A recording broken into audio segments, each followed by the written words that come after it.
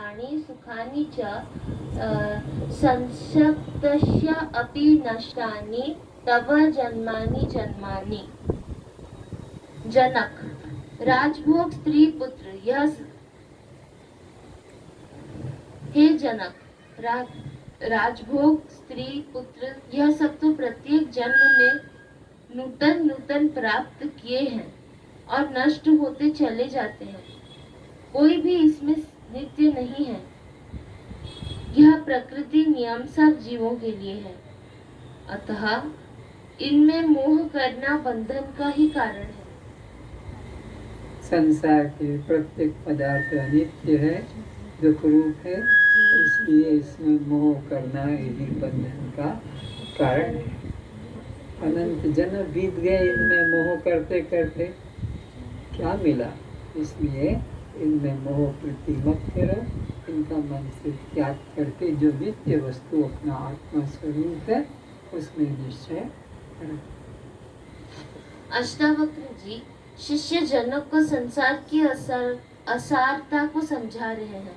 संसार असार है, इसमें सत्यता नहीं है, इसलिए इसमें प्रीति मत करो, ममता अहंकार मत करो। इसलिए तुम सत्य वस्तु नित्य वस्तु आत्मा का ही निश्चय करो। हे जनक,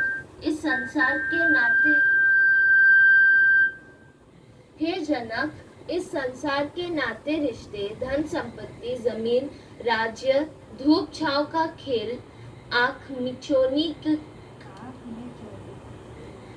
में चोनी का खेल की तरह असत्य है।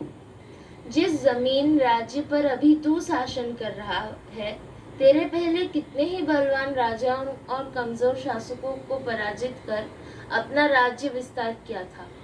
वे सब मरकर इस भूमि में गड़े पड़े हैं। आप लोगों ने तो इंडियन हिस्ट्री, वर्ल्ड हिस्ट्री पढ़ी ही होगी, जाना ही होगा कि इसी दिल्ली के लाल किले के ऊपर कितने लोगों ने अपनी अपनी विजयता का झंडा फहराया और फिर वो मिट्टी में मिल गए, फिर कोई दूसरा आया।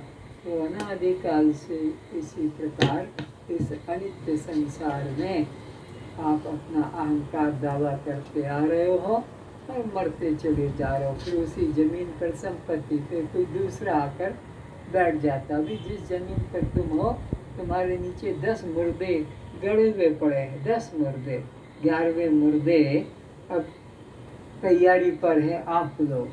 और आप कोई भी इंतजार कर रहा है बेटा कि कब बाप मरे और ये सब प्रॉपर्टी संपत्ति मेरे अधीन हो जाए। तो ये संसार इस प्रकार क्षण क्षण दुख रूप नाशवान बदलने वाला है, इसमें प्रीति मत कर। तू भी इसी शरीर को एक दिन छोड़ देगा, तब यह राज्य, पुत्र, रानियां, खजाना सब छूट जाएगा।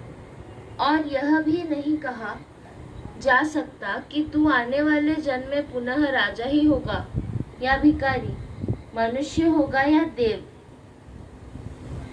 जीव के इतने कर्म है कि मिट्टी के कण पृथ्वी पर गिने जा सकते हैं। आकाश के तारे भी कोई गिनना चाहे, शक्ति है तो गिन सकता है, पर जीव के संचित कर्म इतने है कि उसे कोई गिन नहीं सकता। कौन सा कर्म उदय कब होगा कुछ पता नहीं। अभी इंद्र का पद है, ब्रह्मा का पद है, और अगले बार वो चींटा बन जाता है, कीड़ा मकोड़ा बन जाता है, कुत्ता बन जाता है। कितने ऊंचे पद पर गया, अगला क्या शरीर मिलेगा, उसके कर्म की खेती में जो पक गया है वो भोगने को आता है। इसलिए अगले जीवन का हमें कुछ पता नहीं। सृष्टिकर्ता ब्रह्मा, विष्णु, शंकर भी सृष्टि प्रलय के बाद पुनः सृष्टि काल में चींटी चीटा बन पृथ्वी पर विचरते हैं। देखो, चींटी चीटा बनकर पृथ्वी पर विचरण करते हैं। कौन? जो सृष्टि पर शासन कर रहे थे, ब्रह्मा बन के, विष्णु बनकर, शंकर बनकर। एक उत्पत्ति करना का विभाग अपने हाथ में रखता है, एक पालन करने का विभाग, एक संहार करने का। ये सब 3 डिपार्टमेंट अलग अलग हैं, इनके ये इंचार्ज हैं। पर ये अगले इनका पुण्य खत्म हो जाएगा, फिर ये चीटे मकोड़े बनकर इस पृथ्वी पर आते हैं। और ऐसी घटना हुई है। भगवान कृष्ण ने एक बार अर्जुन के साथ घूम रहे थे। अर्जुन रथ चला रहा था, भगवान पीछे बैठे थे। तो भगवान ने कहा, अरे अरे, थोड़ा इधर मोड़ रथ को, देखता नहीं है ये चींटे की कतार जा रही है, चींटे चींटे ये मर जाएंगे, रथ इधर कर। अर्जुन ने सोचा, महाभारत के युद्ध के समय तो भगवान कहते थे रथ इधर ले जा, इधर मार सकेगा, इधर से मार सकेगा, इधर से रास्ता बता रहे थे मारने के लिए बड़े बड़े योद्धाओं को। वो यहाँ कह रहे इधर से मत ले चल, इधर ले चल, ये चींटे मकोड़े मर जाएंगे। ये चींटे मकोड़े के प्रति ऐसा विचार आया। पूछे, ये क्या है प्रभु, ये जिनके लिए आप कहते? बोले, तुझे पता नहीं, ये ब्रह्मा था, इस जन्म में आने के पहले विष्णु था, शंकर था, इनके वो पुण्य खत्म हो गए, अब आ गए नीचे उतर। अगला उनका जो खेती में पक गया था संचित कर्म, उसे भोगने के लिए।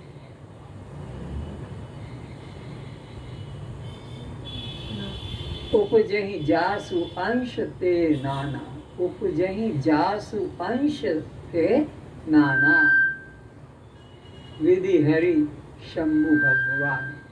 ब्रह्मा विष्णु शंकर अनंत पैदा होते, जासु अंश ते नाना, है ना, अनेक ब्रह्मा विष्णु शंकर, वो अखंड ब्रह्म सत्ता है। यदि मोक्ष प्राप्त न हुआ तो भी अलग जन्म में यह सब न तुझे मिलेंगे और न तो इनको पहचान पाएगा। अगले जन्म में ब्रह्म ज्ञान होने से तो अगला जन्म किसी का होता ही नहीं। लेकिन अगर ब्रह्म ज्ञान नहीं हुआ और तुझे अपने कर्म से अगला जन्म मिला, तो तू फिर नहीं पहचान पाएगा कि ये पिछले जन्म में मेरा यही पति था, कि यही पत्नी थी, कि मेरा यही पुत्र या पुत्री थी, कि यही मेरा मकान था, यही मेरा गांव था। कुछ भी किसी का पता नहीं लगे, सब बदल जाते। पिछले जन्म का परिवार अभी स्मरण हो पा रहा है, ना पिछले जन्म के संबंधी हमको पहचान पा रहे हैं। क्या पिता जीव के भावी जन्म में यह सर्प बने या हाथी घोड़ा मंत्री बने या सैनिक, कुछ निश्चित नहीं। कौन जानता है वर्तमान में जो कुत्ता सुअर गाय बैल हमारे घर गांव में है, वह हमारे माता पिता पति पत्नी पिछले जन्मों में अवश्य ही रहे होंगे। इसीलिए मैं कह रहा हूँ कि गाय को, कुत्ते को, पक्षी को कुछ न कुछ देते रहो। ये हमारे सब पित्र हैं, ये सब हमारे पूर्व के रिश्तेदार हैं। अब हम इन्हें नहीं पहचान पा रहे हैं, पर ये अपने कर्मों से इस तरह से भटक रहे हैं। तो तुम उन पर दया करके कुछ न कुछ प्रतिदिन त्याग करते रहो। ये सब हमारे पूर्व के सब रिश्तेदार हैं, क्योंकि 84 लाख योनियों में से ही तो रिश्ता बनता है और बिगड़ता है, और कोई अलग से लोग नहीं जहाँ से रिश्ते नए नए उतर कर आते हैं। सब यही के यही घूम रहे हैं। अभी जो रुपया तुम्हारे जेब में किसी और के जेब में चला जाता है, उसके जेब से किसी और के वो नोट वही है, बदल बदल कर जेब आपके बस फर्क पड़ रहा है, जेब का बदलना, नोट वो का वही होता है। तो ऐसे जीवात्मा तो वो का वही होता है, केवल शरीर रूपी नोट जेब बदल रहे हैं। हमें उन्हें नहीं पहचान कर, उनके साथ मारपीट, हत्या कर, मांस भक्षण कर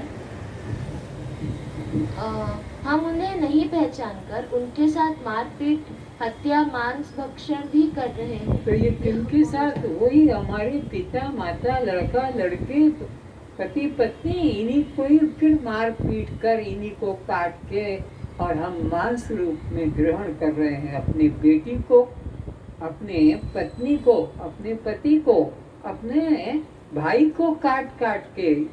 अब वो बछड़ी बन गया है, अभी वो मुर्गा बन गया है, अभी वो गाय या सुअर बन गया है, कि बकरा बकरी बन गया। अभी वो जो हमारे पिछले जन्म में अपने भाई पत्नी लड़की थी, अब हम उनको काट काट के खा रहे हैं। हम नहीं जान रहे कि हम उन्हीं को खा रहे हैं, क्योंकि 84 लाख में प्रत्येक व्यक्ति, प्रत्येक जीव शरीर बदलता आ रहा है।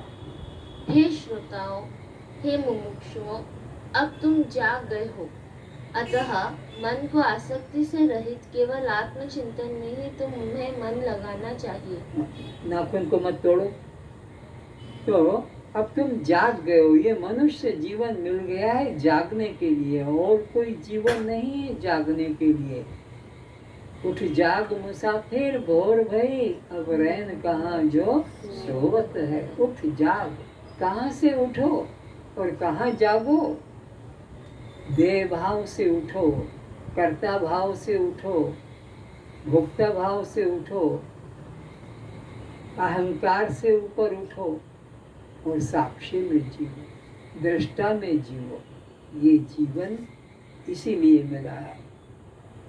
और जो सोवत है सो खोवत है, जो जागत है सो पावत है। इसलिए जागो जागो, और किसी श्रेष्ठ महापुरुष की शरण में जाकर अनादिकाल के अपने भूले हुए सच्चिदानंद स्वरूप को जान लो। नहीं तो ये संसार नंगी तलवार पे चलने जैसा तुम्हारे को नष्ट कर देने वाला। इसके अंदर फंसे ये तुम्हारे टुकड़े टुकड़े करता आ रहा है, करता करता चला जाए।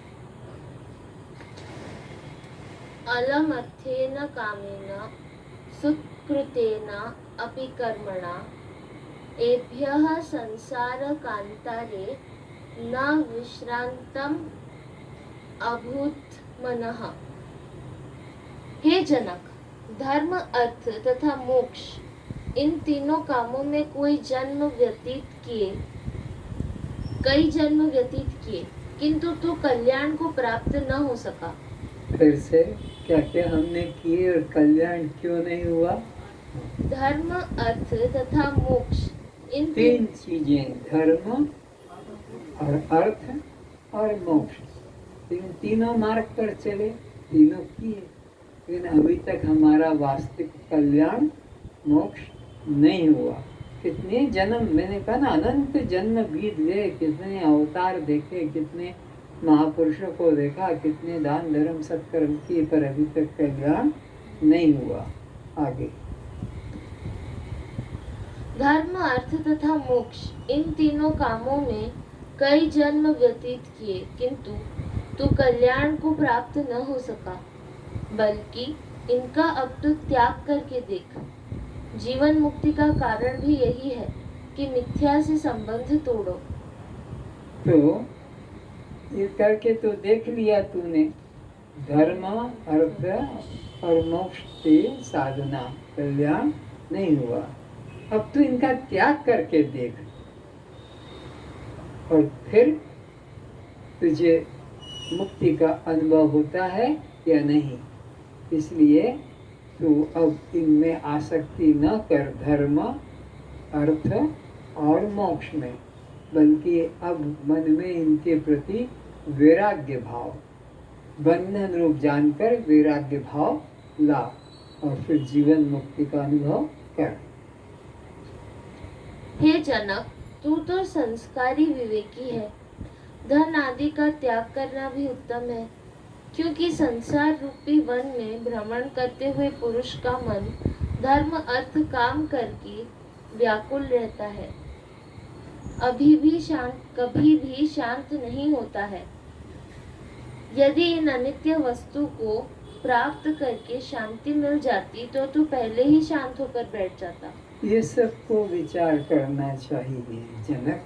आप सबको, हम सबको कह रहा है कि जिन सामानों को, जिन रिश्तों को तू पकड़ के बैठा है, जकड़ के बैठा है या पाने में लगा है, अगर इनके ही द्वारा कल्याण होता तो जन्म जन्म पहले हो जाता, क्योंकि हर जन्म में तूने यही तो किया है, संपत्ति का संग्रह किया और संबंधों को अपना मजबूत बना के रखा कि टूट न जाए। रिश्ते को मजबूत करके अगर कल्याण होता, धन संपत्ति के संग्रह से कल्याण होता तो जन्म जन्म पहले हो जाता। हर जन्म में तू यही करता आ रहा है, फिर वो अभी भी कर रहा है। थोड़ा विवेक नहीं है क्या? तेरे को विचार करना नहीं आता है क्या? मनुष्य जीवन मिला है, अगर विचार करना नहीं आता तो ये तो पशु के बराबर हो गया। तू तो विवेकवान है जनक, तेरे में तो बुद्धि है, विवेक है, फिर तू भी अज्ञानियों की तरह इसी धन परिवार राज्य में सुख बुद्धि करके इसी को बढ़ाने में लगा है। क्योंकि तेरे पास इन भौतिक पदार्थों की कोई कमी नहीं थी। जिन भोगों को प्राप्त करने हेतु गरीब लोग ललायित रहते हैं, वह तुझे सब कुछ प्राप्त ही था। फिर तुझे शांति आज तक क्यों नहीं मिली? और तो विचार कर हे जनक, गरीब लोग जीवन मरते मरते तक उनकी कामना पूरी, जिन पदार्थों को पाने के लिए जीवन पर्यंत मरते तक वो साधन करते, फिर भी उनको वो चीज नहीं मिलती है। तेरे को तो सब कुछ मिला हुआ है, तेरे को तो सब कुछ मिला हुआ है। अगर इनमें शांति होती तो तू कभी की शांति प्राप्त।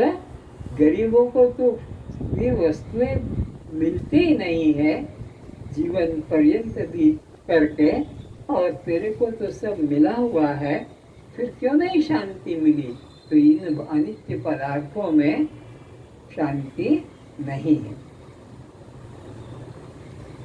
अभी तो तेरा मन इसी राज्य महल सत्ता धन पुत्र रानियों व भोग से उपराम नहीं हो पाया। अभी भी तू मैं और अपना राज्य का विस्तार करूं, ये पड़ोसी राज्य को भी अपने अंदर ले लूं, और रानियों से भी तेरा वैराग्य भाव नहीं हुआ, और खजाने को बढ़ाने में लगा हुआ है कि कैसे मेरा खजाने में कौन सा आयकर बढ़ा दूं, कौन सा टैक्स बढ़ाऊं ताकि मेरा खजाने में और अधिक रुपया जमा हो जाए।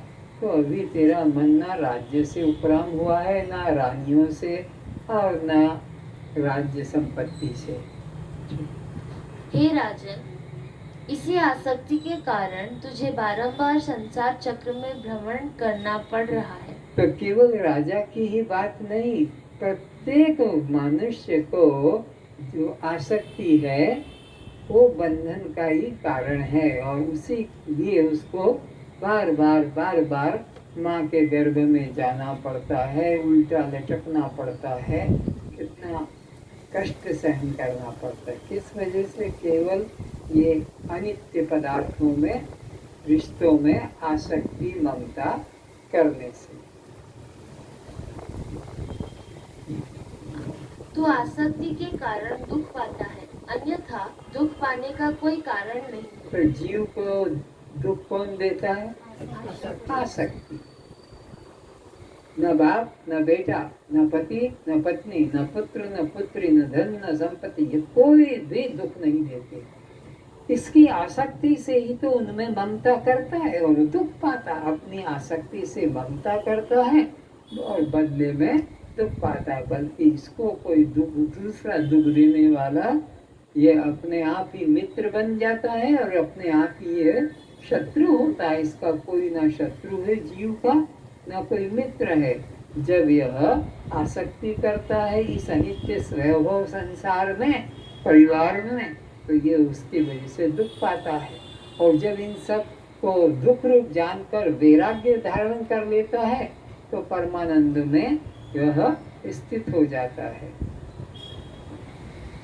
तो इसीलिए तो पूर्व जन्म के अनुभव से वर्तमान के प्राप्त राज्य, पुत्र, रानियों एवं सत्ता द्वारा आसक्ति का त्याग करके इनका परित्याग कर। तो अपने पूर्व जन्म का विचार कर कि पूर्व जन्म में भी तेरे पास में ये सब प्रकार के धन संपत्ति, राज्य, रानियां थी, लेकिन शांति नहीं मिली। तो अब वर्तमान में उसका विचार करके बीती जन्म का सब संसार होकर भी शांति नहीं मिली, तो अब इससे तू आसक्ति मत कर, इससे वैराग्य ले, जिससे तेरी पुनर्जन्म लेने से मुक्ति हो सके। तो फिर तेरे को जन्म मरण का बंधन में नहीं आना पड़ेगा। तू ज्ञान को प्राप्त कर, मुक्ति को प्राप्त कर, ताकि फिर पुनर्जन्म नहीं लेना पड़े। जन्म लेना ही दुखों का प्रमुख कारण है। अब तो तू इस अज्ञान एवं अज्ञान द्वारा उत्पन्न मैं मेरा की भ्रांति से मुक्त हो एवं सुख को प्राप्त हो जा। तो क्या कर, वैराग्य को प्राप्त कर, अज्ञान से निकल और मुक्ति का अनुभव कर। आज बस इतना है। सर्वे भवन्तु सुखिनः, सर्वे सन्तु निरामया, सर्वे भद्राणि पश्यन्तु, मा कश्चित् दुःखभाग् भवेत्। सब सुखी रहें, सब निरोग रहें, सभी रूपों में हम अपने को ही देखें। इसलिए मन वचन कर्म से जो भी हम व्यवहार करते हैं वह किसी दूसरे के प्रति नहीं होते हैं। वे सभी शुभाशुभ व्यवहार,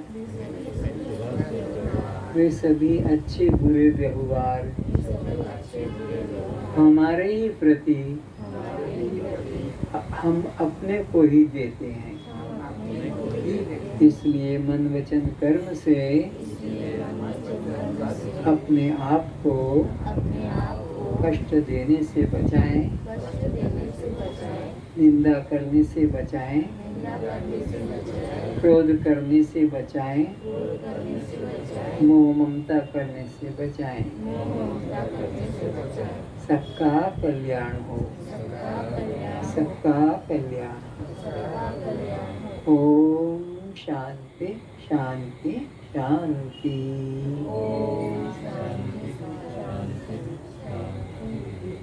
बतलाने में, बोलने में, समझाने में कोई त्रुटि हुई है तो मुझे क्षमा करें।